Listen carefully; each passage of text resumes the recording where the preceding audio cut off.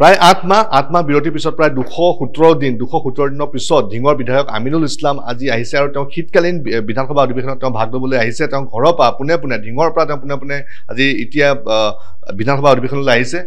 8 মাহ 217টা দিন আপুনি জেলত থাকি পেলাই আজি আহিছে, কি ক'ব? চাওক, এইটো অতি দুৰ্ভাগ্যজনক যে অসম চৰকাৰে অন্যায়ভাৱে মোক ইমান দিন ডিটেইন কৰি ৰাখিলে আৰু এইটো একমাত্ৰ ৰাজনৈতিক আক্ৰোশ আৰু অসম চৰকাৰৰ অহংকাৰ। তেওঁলোকে যে এইটো দেখুৱাই দিছে যে আমি ইচ্ছা কৰিলে, আৰু বিশেষকৈ মুখ্যমন্ত্ৰীয়ে কয়ে যে মই মিয়াসকলক কষ্ট দিমেই, মিয়া মুছলমানক অশান্তিত ৰখাটোৱেই মোৰ কাম, দিগদাৰী সদায় কৰি থাকিম।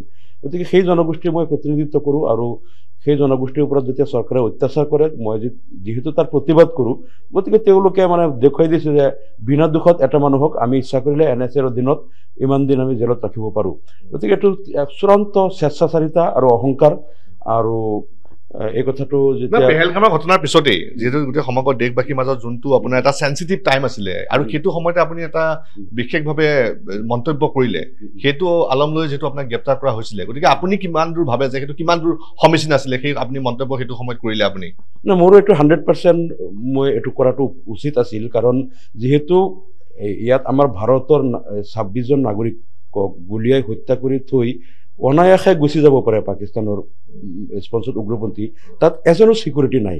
এইটো দায়িত্ব কেন্দ্ৰীয় চৰকাৰৰ নহয় নেকি যে পেহেলগামৰ নিচিনা ইমান এটা য'ত টুৰিষ্ট স্পট এটা, য'ত ইণ্টাৰনেশ্যনেল টুৰিষ্টসকল আহে, তাত কিছু নিৰাপত্তাৰক্ষী মোতায়েন কৰি ৰখাটো কেন্দ্ৰীয় চৰকাৰৰ দায়িত্ব নহয় নেকি? মই বিৰোধী দল হিচাপে এই যে কেন্দ্ৰীয় চৰকাৰে যে তাত আমাৰ ভাৰতীয় লোকসকলৰ জীৱন আৰু সম্পত্তিৰ নিৰাপত্তা দিয়াত ব্যৰ্থ হ'ল, তাৰ কাৰণে মই সমালোচনা ভাৰতৰ চৰকাৰক কৰিম নে শ্ৰীলংকাৰ চৰকাৰক নে চাউথ আফ্ৰিকাৰ চৰকাৰক কৰিম? কাক সমালোচনা কৰিম?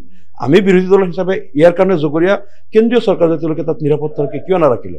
আৰু যদি নিৰাপত্তা ৰাখিলে হয়, ইমান লাৰ্জ স্কেলত ইমান মানুহ তেওঁলোকে হত্যা কৰিব নোৱাৰিলে হয়। হয়তো 2-4জন হত্যা কৰিলে আকৌ কাউণ্টাৰ হ'লে হয়, কিবা উগ্ৰপন্থীও হয়তো 2-এটা নিহত হ'লে হয়, এনেকুৱা।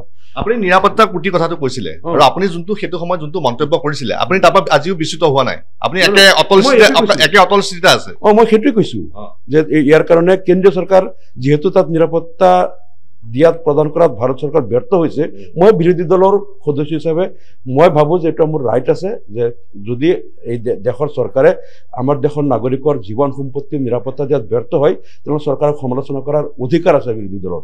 সেই হিচাপে মই কৈছিলোঁ, আৰু এইটো মই অকলে নহয়, ভাৰতৰ লাখ লাখ মানুহে কৈছে। যিয়ে নহওক, তাৰপিছত সেই কেছটো আদালতত গ'ল, নগাঁও আদালতে মোক 15 দিন পিছত চাই তেওঁলোকে জামিন দিলে। যিহেতু তেওঁলোকে দেখিলে জামিন দিয়াৰ পিছত সেই কেছ লৈ আৰু কোনো কথা থাকিব লাগে, মই ওলাই যাব লাগে। তাৰপিছত যিটো কেছত জামিন দিছে সেই কেছৰ ওপৰত আকৌ NSA লগোৱাটো এইটো নিয়ম নহয়, কিন্তু চৰকাৰে স্বেচ্ছাচাৰিতা দেখুৱাই দিলে তেওঁলোকে যে আমি কোৰ্টে জামিন দিলেও আমি ওলাই যাব নিদিওঁ। তেওঁলোকে আকৌ NSA লগাই মোক এই ইমান 8 মাহমান তাত মোক আবদ্ধ কৰি ৰাখিলে। আৰু এইটো মুখ্যমন্ত্ৰী তেওঁ যিহেতু নিজকে ডন বুলি ভাবে যে অসমৰ মই যি ইচ্ছা তাকে কৰিব পাৰোঁ, আৰু যিহেতু মই মুছলমান এজন প্ৰতিনিধি, গতিকে ভাবিছোঁ যে তেওঁক এনেকৈ ৰাখিলেও কোনো ধৰণৰ মোক কোনেও একো কৰিব নোৱাৰে, ক'বও নোৱাৰে, মই যি ইচ্ছা তাকে কৰিব পাৰোঁ। এইটো দেখুৱাই দিছোঁ তেওঁ যে অসমৰ ৰজা হয়, তেওঁ মুখ্যমন্ত্ৰী নহয় ৰজা হয়, এনেকুৱা এটা মনোভাৱত তেওঁ চলে। গতিকে এই কথাটো এতিয়া অসমবাসীয়ে বিবেচনা কৰিব। আৰু সেই যিটো কেছ আছিল সেইটো আদালতে জামিন দিছে, আদালতে বিচাৰ কৰিব। তাত যদি মই দোষী, আদালতে মোক শাস্তি দিব বা কি, সেইটো আদালতে যিহেতু কেছ আছে, সেইটোত চৰকাৰে হস্তক্ষেপ কৰাৰ কোনো প্ৰয়োজনেই নাই। অপ্ৰয়োজনীয়ভাৱে মোক তেওঁলোকে NSA লগাই একমাত্ৰ ৰাজ্য চৰকাৰৰ বিভিন্ন জনবিৰোধী কাম কাজক মই সমালোচনা কৰোঁ কাৰণে মোক তেওঁলোকে আক্ৰোশ কৰিছে। যোৱা বাজেট ছেছনতো এই বাজেটৰ ওপৰত বহুত চৰকাৰক কটু সমালোচনা মই অসম বিধানসভাত কৰিছিলোঁ, যে এইটো যে এটা নিৰ্বাচনমুখী হিতাধিকাৰী সৃষ্টি কৰা এটা বাজেট, আৰু ইয়াত যে অসমৰ আন্তঃগাঁথনি উন্নয়নৰ একো প্ৰতিশ্ৰুতি নাই কিবা, তেওঁলোকে যিবিলাক আভুৱা বাঢ়ে এই কথাবিলাক মই যেতিয়া কওঁ বিধানসভাত, অসমবাসীৰ ওচৰত তেওঁলোকৰ এই প্ৰতাৰণাবিলাক খোল খাই যায়। তাৰ আক্ৰোশমূলক হিচাপে মোৰ পৰা প্ৰতিশোধ লৈছে। আৰু আপুনি 217 দিন আপুনি জেলত থাকিলে, প্ৰায় 8 মাহ থাকিলে, বিগত 8 মাহ আপুনি থাকিলে, আপুনি আজি কি ক'ব বিচাৰে? আপুনি টাৰ্গেটেড আছিলে, আপুনি নিৰ্বাচনৰ যি ৰাজনৈতিক ষড়যন্ত্ৰ আপুনি বলি হ'ল, কাৰণ ৰাষ্ট্ৰদ্ৰোহৰ গোচৰ NSA আপোনাৰ ওপৰত লগাইছে।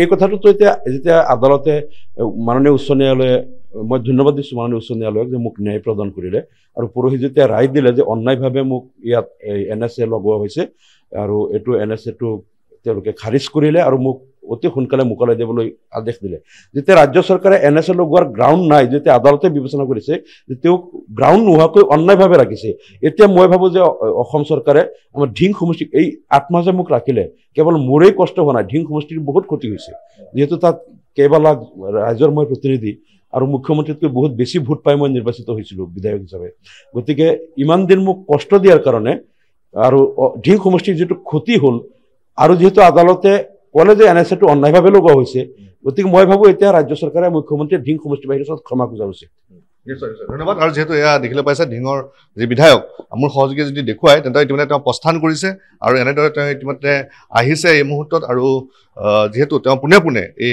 বিধানসভাৰ যি শীতকালীন অধিৱেশন আছে তাত তেওঁ ইতিমধ্যে ভাগ ল'বলৈ তেওঁ আগবাঢ়িছে আৰু যোৱাকালি যিহেতু তেওঁ কাৰাগাৰৰ পৰা তেওঁ জেলৰ পৰা ওলাই তেওঁ পোনে পোনে তেওঁ গৈছিলে তেওঁ ধিঙৰ সমষ্টিলৈ গৈছিলে তেওঁ নিজৰ বাসগৃহলৈ গৈছিলে আৰু তাৰ পৰা তেওঁ আজি পোনে পোনে তেওঁ আহিছে ইয়ালৈ বিধানসভালৈ আহিছে গুৱাহাটীলৈ আহিছে বিধানসভাত তেওঁ যি শীতকালীন অধিৱেশন আছে তেওঁ তাত ভাগ ল'ব আৰু আহিয়ে তেওঁ মুখ্যমন্ত্ৰীক সমালোচনা কৰিছে আৰু সম্পূৰ্ণ এই ঘটনাটো তেওঁ ৰাজনৈতিক ষড়যন্ত্ৰ বুলি তেওঁ ইতিমধ্যে মন্তব্য কৰিছে আৰু তেওঁ কৈছে যে সমগ্ৰ এই ৰাজ্য চৰকাৰে তেওঁৰ ওপৰত যি ৰাষ্ট্ৰদ্ৰোহৰ গোচৰে হওক বা আন যি গোচৰ সেয়া তেওঁৰ ওপৰত দিলে কিন্তু কথাটো হ'ল যে এনেধৰণৰ কঠোৰ আইন তেওঁৰ ওপৰত লগাব নালাগিছিলে কিন্তু সম্পূৰ্ণভাৱে এক ৰাজনৈতিক ষড়যন্ত্ৰ তেওঁ হোৱা বুলি কৈছে আৰু ইতিমধ্যে এয়া তেওঁ প্ৰস্থান কৰা দেখিবলৈ পোৱা গৈছে আৰু এনেদৰে এতিয়া তেওঁ যি MLA হোষ্টেলৰ যি তেওঁৰ হোষ্টেল আছে হোষ্টেলৰ পৰা তেওঁ পোনে পোনে বিধানসভাত তেওঁ অংশগ্ৰহণ কৰিবৰ কাৰণে বিধানসভাৰ